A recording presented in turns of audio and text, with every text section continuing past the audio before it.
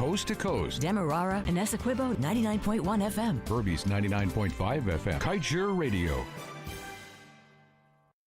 Guyana is now a full-fledged oil-producing nation. But how much do you know about this valuable yet finite resource? On our radio program, Guyana's Oil and You, we strike at the heart of every issue with informed views and credible data. The time is now for you to arm yourself with insightful knowledge on your oil wealth.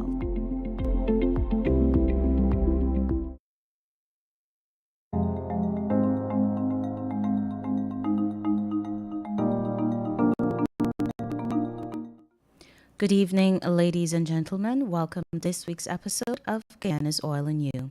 I'm your hostess, senior journalist at Kaieteur News, Guyana Wilberg, and tonight we continue the discussion on several key topics within Guyana's oil and gas sector. To help us with tonight's discussion are three very distinguished gentlemen. We have the former head of the Environmental Protection Agency, Dr. Vincent Adams. We also have joining us Dr. Andrew Brandley, professor at the University of Munich in Germany. And we also have Darsh Kusial, financial researcher and IT expert. Gentlemen, welcome to tonight's program. Thank you, Guyana. Hi from Zurich. Thanks, Guyana. Good night. Nice seeing you again. Same here. So much has been going on in Guyana's oil and gas sector, and without further ado, I'd like to jump right in to set the tone for tonight's conversation about your perspectives on the pace at which development is taking place. And Dr. Adams, I'd like to start with you on this note. ExxonMobil and partners have increased production offshore in the Stabroek Block with several projects. We now see that they're moving with the fifth. They're hoping to bring that on stream by the first quarter of next year. And even before approval is granted, we're seeing several key contracts being awarded to ensure that this fifth project has no humbug whatsoever. What do you make of this breakneck speed at which the industry is moving? Well, I don't know how much time you have, but it's well, there's nothing wrong with planning ahead, for efficient operation, etc. The problem is this breakneck speed, which increases the risk, by the way. It's not even the speed. First of all, there's no an effective EPA to oversee all the activities that are going on to begin with. They can go ahead and do all the planning, but you cannot do any activity, let's say field activity. You can do paperwork and that type of stuff, but you cannot go there and do field activities that the EPA has to address. You cannot touch the field activities until the EPA directs how those activities should be conducted. But I think the major issue is here, Keanu, is we are not even following our own rule of laws. One of the breakneck speeds that we're going ahead with is increasing production, for example, that violates the existing EPA. So if you're violating the existing EPA, that means that your EPA doesn't matter. So the sequencing of thing which is normally happens where you have an EPA, an EIA, sorry, where you have an EIA, and then after the EIA you have a permit that is granted that is based on EIA. Even that is not being followed. That's the secret. If you've got an EIA that already exists and you're not even following that, and that I'm sure but I know Kaieteur News and Stabroek News have been asking the question or challenging them to say why are they violating the EIA when Liza 1 is being produced. They produce over 25 to 30% of what is specifically stated in the EIA that says the safe operating limit. I mean, there's no misinterpretation. The language is crystal clear. It's just a quote. It says the safe operating limit is 120,000 barrels per day. You never ever exceed anything in the EIA. The EIA is sacred, and it's the reason why you use the EIA. Matter of fact, even in the same EIA, Keanu, it's because what you normally do, you're operating, the limit that you really set internally to make sure you're below the safe operating limit. It's about 10-20% below. Well, even in the same EIA, it says the operating limit, it's 100,000 barrels per day. We are operating at 150,000 barrels per day. And the EPA is there, the government is there, they're just allowing them to move forward. So that is really the issue. Does the EIA really matter, or these FDP really matter? They've proven that there's nobody to stand and hold up the guardrails that are already in place. The EIA is a guardrail, but the people, all these kind of things, and institutions really doesn't matter anyway. Here's the vice president. The other thing in terms of following the law, and I'm quoting from the vice president himself. When it was asked on the even on the Glenn Lally show, the vice president probably pulls out his cell phone and reads this whole issue with Liza 1 and Liza 2 operating illegally because they did not sign off on, they never gave us the parent company guarantee that is required before starting operations in the Liza. Here's the vice president. He admits that they are operating illegally. Here's his quote: "We are working towards this full coverage. It is by law." Let me repeat that. The vice president. It is by law and by the EPA permit. Our companies, have to do this. Full coverage. That is an obligation at this point in time. That's the vice president. But yet, there's nothing. We started back. They started up. These are the two that shouldn't have been started up. We went ahead and renewed the Liza 1 permit without having that. And then he brags again that he said, he was so proud to wave his phone to say, well, all of the permits have this language. Of course, the language came from, and I don't have to go over that because, it was when I was there, and that was my language that they're using. Now, here is the problem with this breakneck speed thing. There's a double whammy. On the front end, we have the increased risk of anytime you're going and you're doing things very fast, you're increasing your risk of something happening. They're not following the EIA production limit too. And they do not even follow their own procedures and manufacturers' procedures. You remember the issue when I was there, when we had to take them to court, when they had to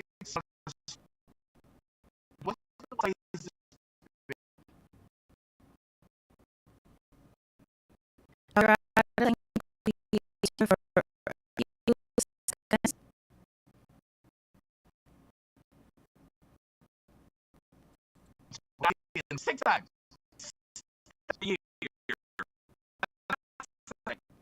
Courses that not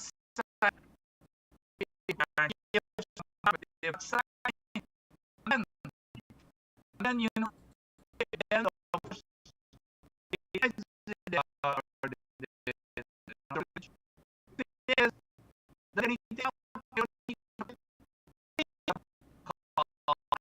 cost any cost of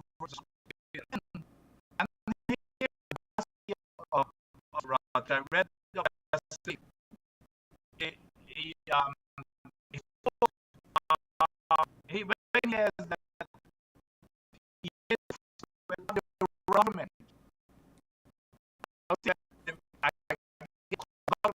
It's right government for field operation. General, I mean, these are still obvious.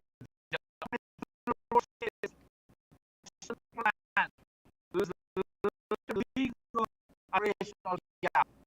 I just want to remind you that I said this is a really why I ever when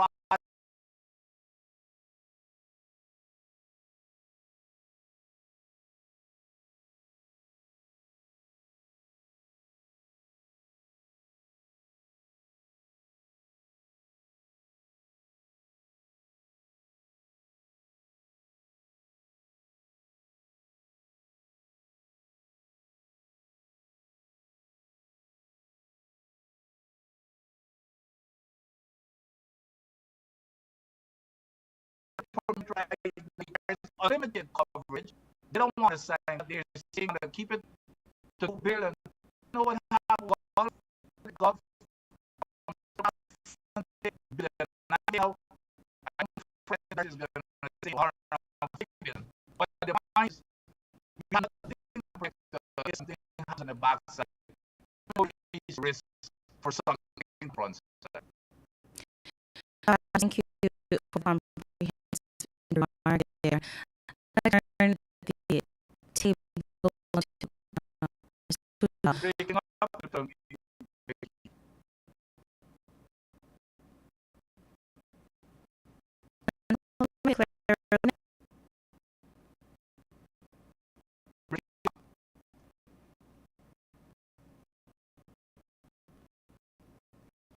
Hearing you.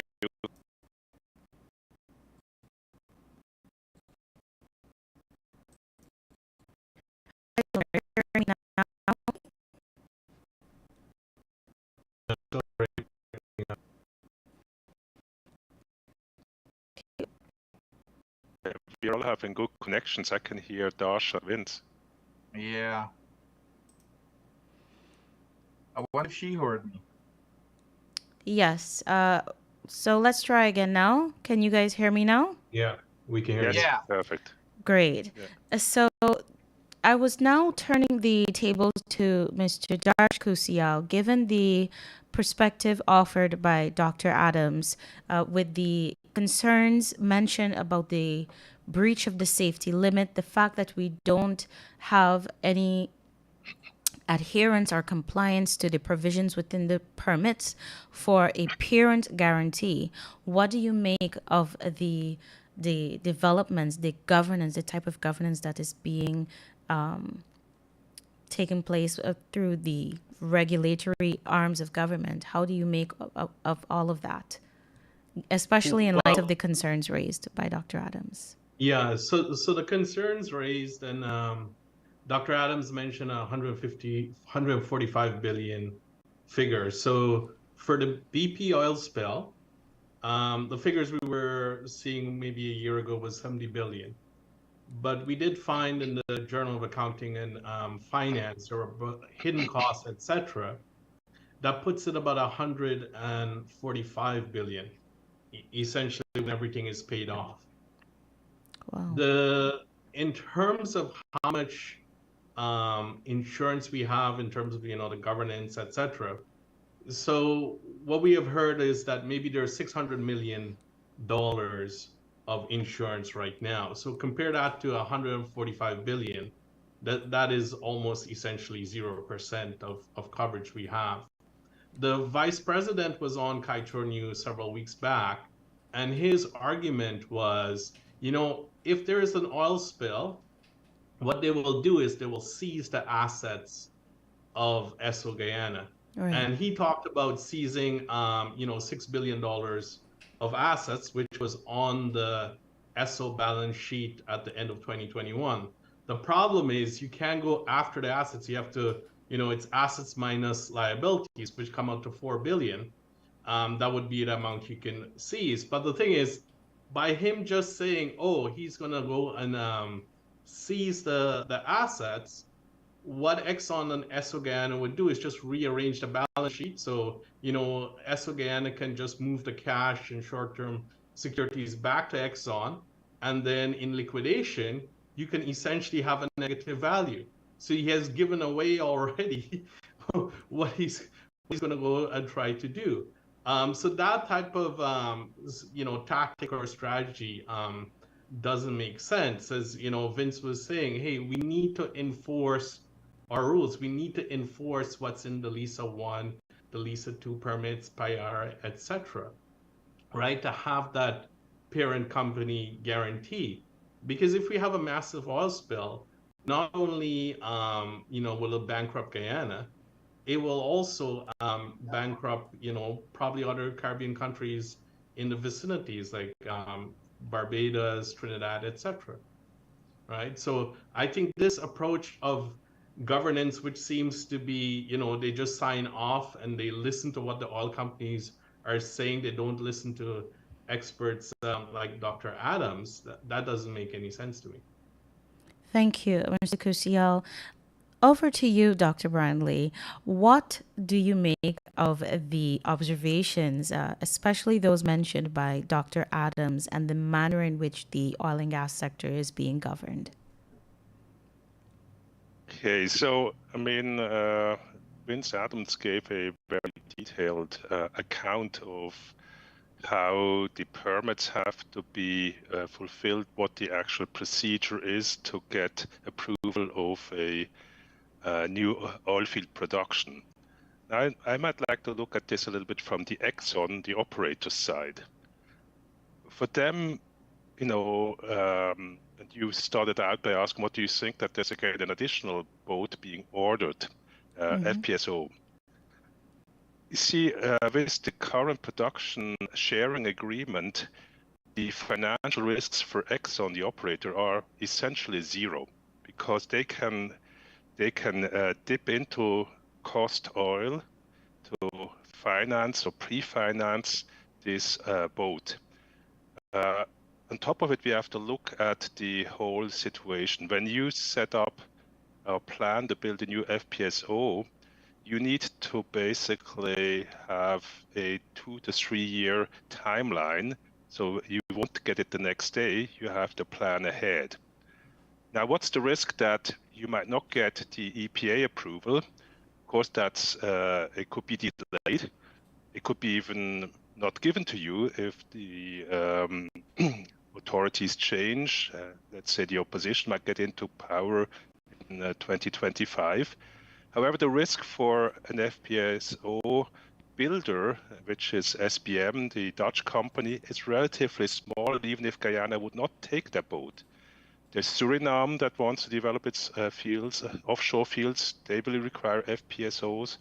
There is Brazil that has huge amounts of offshore oil fields, and they also have demand. So I think the risk for Exxon is pretty small. They at this point don't care whether they have an approval or not yet in hand before setting up the boat. And so they're just planning ahead. And and you see also in the report you had today in Kaieteur News that the Dutch company is planning already I think it's the 6th FPSO. They've got already the financing by 15 international banks. So that tells you that these banks think that the financial risks is pretty small to go ahead with building a new boat for offshore oil production. Now, I think I would add some points that Vince has mentioned. Production of oil over your nameplate designation. He's absolutely right that this is in violation. And if the boats are safe to basically produce more, like I think Liza Unity has 120,000 barrels per day. If they're going out to 140,000 and they say it's safe, then they should get a new certification and approval by the relevant authorities that you can go beyond that. And I think that would be the way to go. That's the way that we would do this in Europe if you would basically move up and produce over a longer time. Or then you have a situation that you might be temporarily allowed to do that, but on an annual basis or on a monthly basis, you have to keep it within those limits. So I think these type of technical details, they can be taken care of, but they have to be done. You know, you can't just operate and assuming that the Guyanese authorities will not prosecute you, they won't be fining you for doing these violations. I guess under Vince's rule, it seemed to be that there was a stronger hand on this. I don't see why the current EPA should not be enforcing it. Particularly also, the operator will respect you if you enforce local law. If you just let things slide, it's not a good way to do. And I think you also develop a certain respect by making sure that the local operator will adhere. And I can assure you, Exxon will adhere because they don't want to be in trouble. The local management don't want to get in trouble with the management in Houston for not following Guyanese rules. So I think there is a no-brainer to do this and to enforce it. And I have always believed in a dialogue between operator and Environmental Protection Agency. And I think that's the way to go. Just, looking away and not doing your job is doing a disservice to the Guyanese people, and it doesn't build respect with the operator. Thank you very much, sir. Dr. Adam, I'd like to circle back to you now. We are approaching our third year as an oil producing state. Yet we have still failed to secure the parent guarantee that is needed from ExxonMobil in compliance with the permits. Do you think that this signals or this sends a wrong message to the industry as we are about to launch this new bid round? The government has said it's preparing for a bid round. The level of governance you're seeing and the level of compliance, do you think it sends the wrong message, especially for the auction that we're preparing for? Absolutely, Kiana. The one thing that we all should understand is that Exxon and the Exxons of the world, they're in this for one thing. They didn't come to Guyana because they like us. They're in for one thing, to make money. The other thing we've got to understand is that they're going to push that envelope as far as possible to make that maximum amount of money. The Mr. Rutledges and his entire staff and everybody, you know how they get their big bonuses and promotions and those type of things? They get it based on those production numbers. And if they can see that they can get away with those type of things, just sheer lawlessness, because that's the only thing that I can call it. This is lawlessness. That they can just get away. We have no type of monitoring to speak of from the EPA that is supposed to be looking over their shoulder. As you recall, and you know it's a fact, that even the World Bank recognized that major gap that we had in terms of capacity of the EPA to manage and oversee. I went out when I was the head of the EPA, got $1 million. They brought in an expert. I think you even interviewed the expert from Mexico. From Mexico, came in. We spent months putting together a plan with a 36-member team, high-powered team. 36-member, we were planning to go out there and start hiring. They shoved that plan aside, and up to recently, when it was disclosed, they claimed that they didn't know anything about it until the front page of the document showed up. It showed up on the front page of your newspapers, and then you suddenly start, well, the executive director said, well, I now find it because I wasn't there. The minister said, well, we hadn't thrown it aside. Nonsense. Why aren't they instituting that plan with the capable people to be on board that ship, on those ships 24/7? We're taking everything that Exxon is telling us. Look, we had just had a spill.